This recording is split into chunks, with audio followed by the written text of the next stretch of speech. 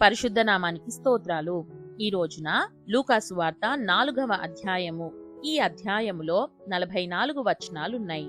మొదటి వచనం: యేసు పరిశుద్ధాత్మ పూర్ణుడై యోర్దాను నది నుండి తిరిగి వచ్చి 40 దినములు ఆత్మచేత అరణ్యములో నడిపింపబడి. రెండవ వచనం: అపవాది చేత శోధింపబడుచుండెను. ఆ దినములలో ఆయన ఏమియూ తినలేదు. అవి తీరిన తరువాత ఆయన ఆకలిగొనగా. మూడవ వచనం: అపవాది, నీవు దేవుని కుమారుడవైతే రొట్టె అగునట్లు ఈ రాతితో చెప్పుమని ఆయనతో చెప్పెను. నాలుగవ వచనం: అందుకు యేసు, మనుష్యుడు రొట్టె వలన మాత్రమే జీవించడు అని వ్రాయబడి ఉన్నదని వానికి ప్రత్యుత్తరమిచ్చెను. ఐదవ వచనం: అప్పుడు అపవాది ఆయనను తీసుకొనిపోయి భూలోక రాజ్యములన్నిటినీ ఒక నిమిషంలో ఆయనకు చూపించి. ఆరవ వచనం: ఈ అధికారమంతయు ఈ రాజ్యముల మహిమయు నీకిత్తును. అది నాకు అప్పగింపబడి ఉన్నది. అదెవనికి నేను ఇయ్యగోరుదునో వానికిత్తును. ఏడవ వచనం: కాబట్టి నీవు నాకు మ్రొక్కితివా, ఇదంతయు నీదగునని ఆయనతో చెప్పెను. ఎనిమిదవ వచనం: అందుకు యేసు, నీ దేవుడైన ప్రభువునకు మ్రొక్కి ఆయనను మాత్రము సేవింపవలెను అని వ్రాయబడి ఉన్నదని వారికి ప్రత్యుత్తరమిచ్చెను. తొమ్మిదవ వచనం: పిమ్మట ఆయనను యెరూషలేమునకు తీసుకొని పోయి దేవాలయ శిఖరమున ఆయనను నిలువబెట్టి, నీవు దేవుని కుమారుడవైతే ఇక్కడ నుండి క్రిందికి దుముకుము. 10వ వచనం: నిన్ను కాపాడుటకు నిన్ను గూర్చి తన దూతలకు ఆజ్ఞాపించును. 11వ వచనం: నీ పాదం ఎప్పుడైనను రాతికి తగులకుండా వారు నిన్ను చేతులతో ఎత్తికొందురు అని వ్రాయబడి ఉన్నదని ఆయనతో చెప్పెను. 12వ వచనం: అందుకు యేసు, నీ దేవుడైన ప్రభువును శోధింపవలదు అని చెప్పబడి ఉన్నదని వానికి ప్రత్యుత్తరమిచ్చెను. 13వ వచనం: అపవాది ప్రతి శోధనను ముగించి కొంతకాలము ఆయనను విడిచిపోయెను. 14వ వచనం: అప్పుడు యేసు ఆత్మబలముతో గలిలయకు తిరిగి వెళ్ళెను. ఆయనను గూర్చిన సమాచారము ఆ ప్రదేశమంతటా వ్యాపించెను. 15వ వచనం: ఆయన అందరి చేత ఘనత నొంది వారి సమాజ మందిరములలో బోధించుచూ వచ్చెను. 16వ వచనం: తరువాత ఆయన తాను పెరిగిన నజరేతునకు వచ్చెను. తన వాడుక చొప్పున విశ్రాంతి దినమందు సమాజ మందిరంలోనికి వెళ్లి చదువుటకై నిలుచుండగా. 17వ వచనం: ప్రవక్త అయిన యెషయా గ్రంథము ఆయన చేతికి ఇయ్యబడెను. ఆయన గ్రంథము విప్పగా. 18వ వచనం: ప్రభు ఆత్మ నా మీద ఉన్నది. బీదలకు సువార్త ప్రకటించుటకై ఆయన నన్ను అభిషేకించెను. చెరలోనున్న వారికి విడుదలను, గ్రుడ్డి వారికి చూపును కలుగునని ప్రకటించుటకును, నలిగిన వారిని విడిపించుటకును. 19వ వచనం: ప్రభు హితవత్సరము ప్రకటించుటకును ఆయన నన్ను పంపియున్నాడు అని వ్రాయబడిన చోటు ఆయనకు దొరికెను. 20వ వచనం: ఆయన గ్రంథము చుట్టి పరిచారకునికిచ్చి కూర్చుండెను.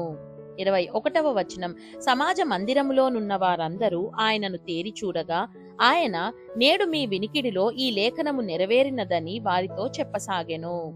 22వ వచనం: అప్పుడు అందరూ ఆయనను గూర్చి సాక్ష్యమిచ్చుచు ఆయన నోట నుండి వచ్చిన దయగల మాటలకు ఆశ్చర్యపడి, ఈయన యోసేపు కుమారుడు కాడా అని చెప్పుకొనుచుండగా. 23వ వచనం: ఆయన వారిని చూచి, వైద్యుడా, నిన్ను నీవే స్వస్థపరుచుకొనుము అను సామెత చెప్పి, కపెర్నహూములో ఏ కార్యములు నీవు చేసితివని మేము వింటిమో ఆ కార్యములు ఈ నీ స్వదేశమందును చేయుమని మీరు నాతో నిశ్చయముగా చెప్పుదురనెను. 24వ వచనం: మరియు ఆయన ఏ ప్రవక్తయు స్వదేశమందు హితుడు కాడని మీతో నిశ్చయముగా చెప్పుచున్నాను. 25వ వచనం: ఏలీయా దినములయందు 3 ఏండ్ల 6 నెలలు ఆకాశము మూయబడి దేశమందంతటను గొప్ప కరువు సంభవించినప్పుడు ఇశ్రాయేలులో అనేక మంది విధవరాండ్రుండినను. 26వ వచనం: ఏలీయా సీదోనులోని సారెపతు అను ఊరిలో ఉన్న ఒక విధవరాలి యొద్దకే గాని మరి ఎవరి యొద్దకును పంపబడలేదు. 27వ వచనం: మరియు ప్రవక్త అయిన ఎలీషా కాలమందు ఇశ్రాయేలులో అనేక కుష్ఠరోగులుండినను సిరియా దేశస్థుడైన నయమాను తప్ప మరి ఎవరునూ శుద్ధి నొందలేదని నేను మీతో నిశ్చయముగా చెప్పుచున్నాను. 28వ వచనం: సమాజ మందిరములో ఉన్న వారందరూ ఆ మాటలు విని. 29వ వచనం: ఆగ్రహముతో నిండుకొని లేచి ఆయనను పట్టణములో నుండి వెళ్ళగొట్టి ఆయనను తలక్రిందుగా పడద్రోయవలెనని తమ పట్టణము కట్టబడిన కొండ పేటు వరకు ఆయనను తీసుకొని పోయిరి. 30వ వచనం: అయితే ఆయన వారి మధ్య నుండి దాటి తన మార్గమున వెళ్లిపోయెను. 31వ వచనం: అప్పుడు ఆయన గలిలయలోని కపెర్నహూము పట్టణమునకు వచ్చి విశ్రాంతి దినమున వారికి బోధించుచుండెను. 32వ వచనం ఆయన వాక్యము అధికారముతో కూడినదయ్యుండెను గనుక వారు ఆయన బోధకు ఆశ్చర్యపడిరి. ఆ సమాజ మందిరములో అపవిత్రమైన దయ్యపు ఆత్మ పట్టిన వాడొకడుండెను. 34వ వచనం వాడు నజరేయుడవైన యేసు, మాతో నీకేమి, మమ్ము నశింపజేయ వచ్చితివా, నీవెవడవో నేనెరుగుదును, నీవు దేవుని పరిశుద్ధుడవని బిగ్గరగా కేకలు వేసెను. 35వ వచనం అందుకు యేసు, ఊరకుండుము, ఇతనిని వదిలిపొమ్మని దానిని గద్దింపగా దయ్యము వానిని వారి మధ్యను పడద్రోసి వానికి ఏ హానియు చేయక వదిలిపోయెను.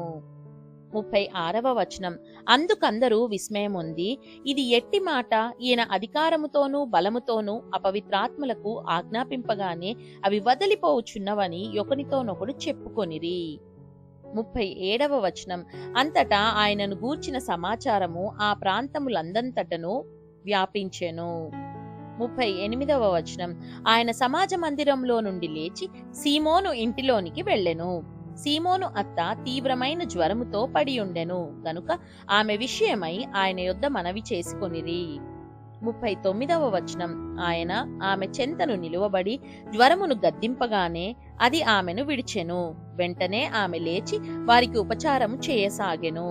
40వ వచనం సూర్యుడు అస్తమించుచుండగా నానావిధ రోగముల చేత పీడింపబడుచున్న వారు ఎవరెవరి యొద్ద నుండిరో వారందరూ ఆ రోగులను ఆయన యొద్దకు తీసుకొని వచ్చిరి.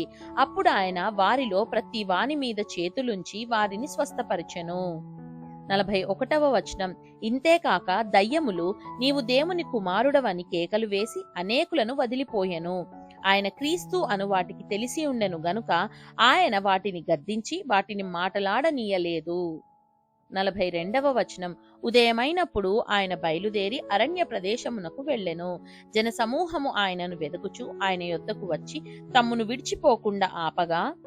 43వ వచనం ఆయన నేనితర పట్టణములలోనూ దేవుని రాజ్య సువార్తను ప్రకటింపవలెను, ఇందు నిమిత్తమే నేను పంపబడితినని వారితో చెప్పెను.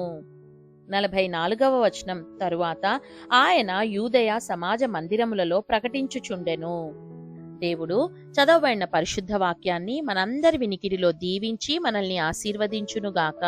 ఆమేన్.